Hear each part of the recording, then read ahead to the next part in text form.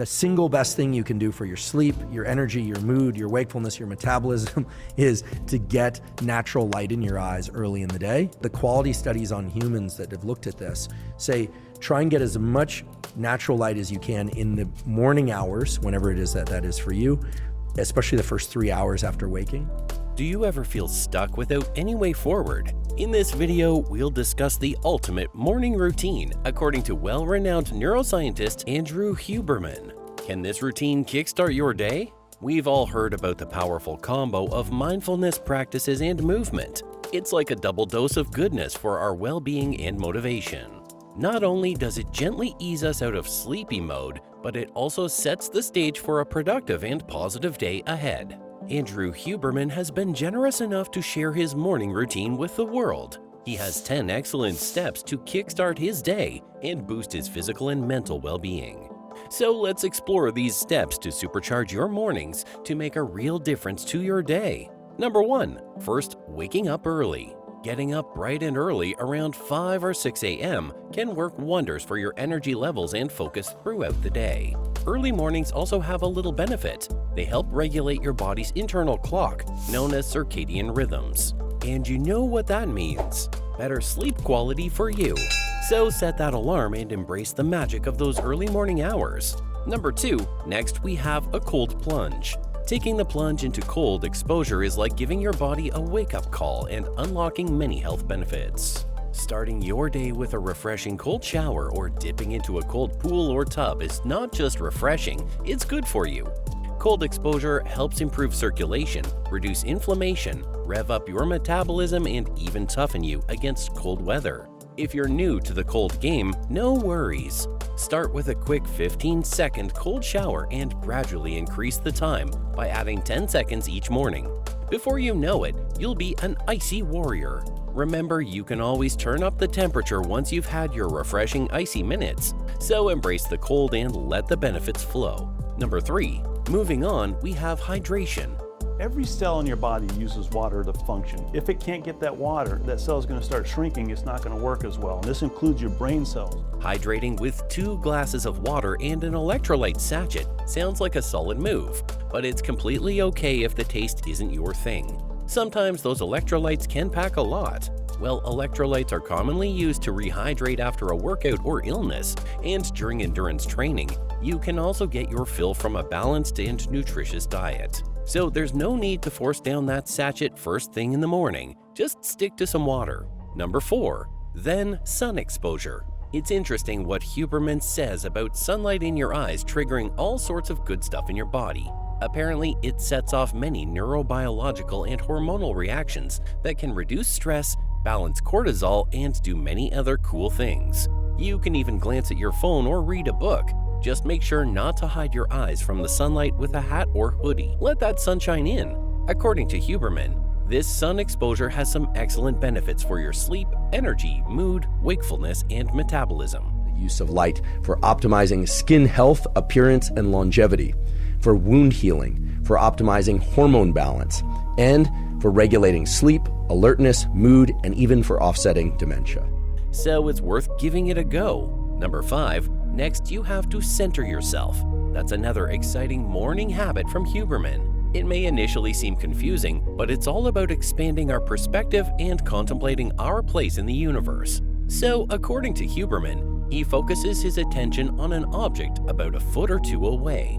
Then he gradually shifts his gaze to more distant locations, like something far off in the distance or even the horizon if he can see it. While doing this, he imagines himself existing not just on Earth, but as part of the entire globe, which is part of the vast universe. Huberman believes that intentionally shifting our vision and cognition to different places in a physical space can help our brain shift to different time domains. It's like exercise for our perception and cognition. The exciting part is that Huberman claims that this method can improve our ability to focus on a single task for as long as we need to. Starting with eyes closed, focusing on self, 5 to 15 seconds, then eyes open, focusing on surface of one's body, maybe 10 feet away, then maybe 50 feet away, and then off to the horizon, and then back to one's immediate location by closing one's eyes.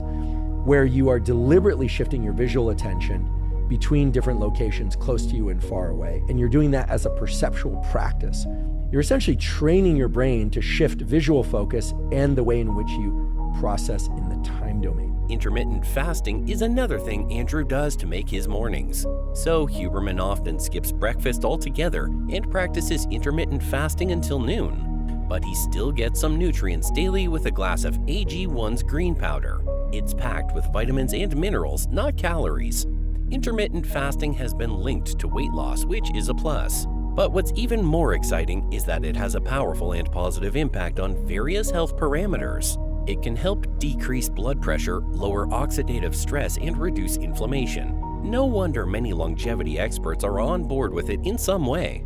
The good news is that intermittent fasting is relatively easy to get started with. You can find different methods and approaches to suit your lifestyle. It's all about finding what works best for you. Number 6. The next is meditation. Andrew Huberman includes at least 10 minutes of meditation in his morning routine. It's all about reducing stress and getting that mental clarity we all crave. Meditating, you focus on your breath and ignore all the distractions. It's like hitting the reset button for your mind.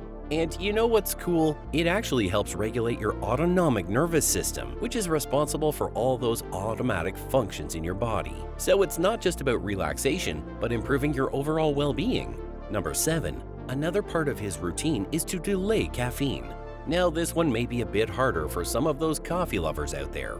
Huberman is all about that extra intention and biologic in the morning. According to him, delaying your caffeine intake might do the trick if you struggle with waking up or feeling groggy mid-morning. When we sleep, a compound called adenosine builds up in our brain, but drinking caffeine right after waking up messes with the brain's ability to clear out that adenosine. It's like a battle between caffeine and adenosine. So delaying your caffeine fix gives your brain a chance to clear out the adenosine properly. It may be worth a try if you can hold off on your coffee fix. Number 8. Then the non-sleep deep rest, NSDR, and Yoga Nidra. Yoga Nidra, or yogic sleep, is about finding that sweet spot between being asleep and awake. Huberman has been exploring a technique called non-sleep deep rest, NSDR. People have found the NSDR technique helpful, simple, and calming. It even made some feel empowered. One of the things that really worked for them was the long exhale breathing.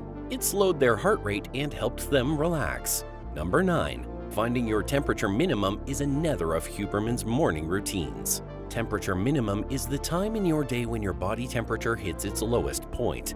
It's like a crucial anchor for your circadian rhythm. Once you figure out your temperature minimum, optimizing your morning routine will be a step forward. It's all about syncing up with your body's natural rhythms and making the most of your day. If you wake up at 9 a.m., your temperature minimum is 7 a.m. Once you know your minimum temperature is 7 a.m., you can calculate your peak performance time, generally between 4 and 6 hours later. So if your minimum temperature is 7 a.m., your peak performance time will be between 11 a.m. and 1 p.m. Brain and nervous system and the rest of the body needs to drop by about anywhere from 2 to 3 degrees in order to get into your deepest sleep and transition to sleep. That's really going to help. You don't want to be cold that you're bothered and can't fall asleep, but that's why some people like it really cold in the room and under a warm blanket or with socks on. For some people that can be good, because this temperature oscillation is such that as your temperature is dropping, that correlates with generally with the most sleepy phase of your circadian cycle. So cool is better for falling and staying asleep and sleeping deeply. Number 10. Finally, taking a morning walk, or as Huberman calls it, forward ambulation, is more than just a stroll. It triggers optic visual flow, which has a cool effect on your nervous system. When you're in this flow, the amygdala, that cluster of almond-shaped cells in your brain, chills out and reduces neural activity. It helps quiet down those anxious and fearful emotions. Studies have shown that a morning walk in the sun can amp up that optic flow and reduce anxiety. So it's not just about burning calories or shedding pounds. It's about getting into that flow, soaking up some sunlight, and boosting your metabolism and nervous system. You can find out more about cold plunges by watching Should You Take an Ice Bath? Share and subscribe to our YouTube channel if you found this video helpful, and let us know in the comments if you've tried some of these steps.